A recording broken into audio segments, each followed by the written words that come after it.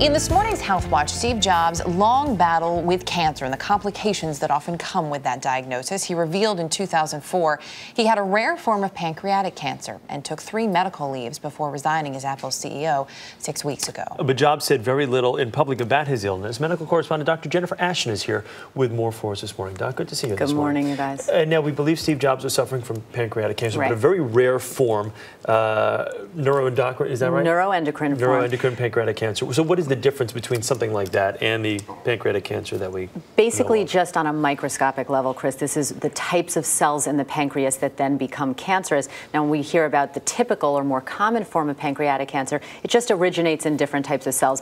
Particularly neuroendocrine forms of pancreatic cancer start in the cells of the pancreas that make hormones like insulin. But regardless of what type, cell-wise, the pancreatic cancer is, we see pretty classic symptoms with pancreatic cancer. Some of them overlap, obviously, with symptoms of other cancer, but obviously weight loss is a very, very common and obviously significant symptom. There can be a loss of appetite because the pancreas sits in the upper abdomen, and obviously because of the hormones that it produces, like insulin, you can see patients with very, very elevated blood sugar levels, difficulty controlling their blood glucose levels. And a lot of people pointed to just his physical appearance, not only of evidence, of course, that he was fighting something fairly serious, but they would say, oh, well, this was because of the cancer. Is it that simple, though? I mean, you talk about loss of appetite, you talk about weight loss, but there could be a number of other factors, correct, in terms of treatments that could contribute to that kind of weight loss. Absolutely, Eric, and we don't fully understand why patients battling cancer get that dramatic weight loss. It's actually called cancer cachexia. There can be a number of different items and issues at play. One is that when you're talking about a tumor that affects the upper digestive tract, it can literally block or obstruct that digestive process and interfere with eating and absorption of nutrients that way. Obviously, some cancer treatments like chemotherapy can result in weight loss. And then on a cellular level, microscopically, the tumor cells themselves can actually produce small inflammatory substances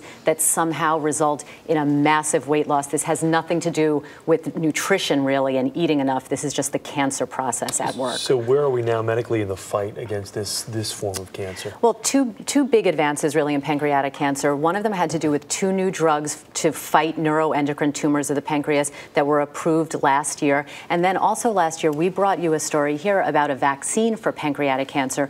Very exciting research and clinical trials being done out of Johns Hopkins in Maryland, where a patient's own pancreatic tumor cells are taken out, they're irradiated or inactivated, and then genetically engineered to fight, seek, and destroy their personal pancreatic tumor cells. So some very exciting work, but again, still a devastating type of cancer. All right, Dr. Ashton, thank you. Good to see you this morning.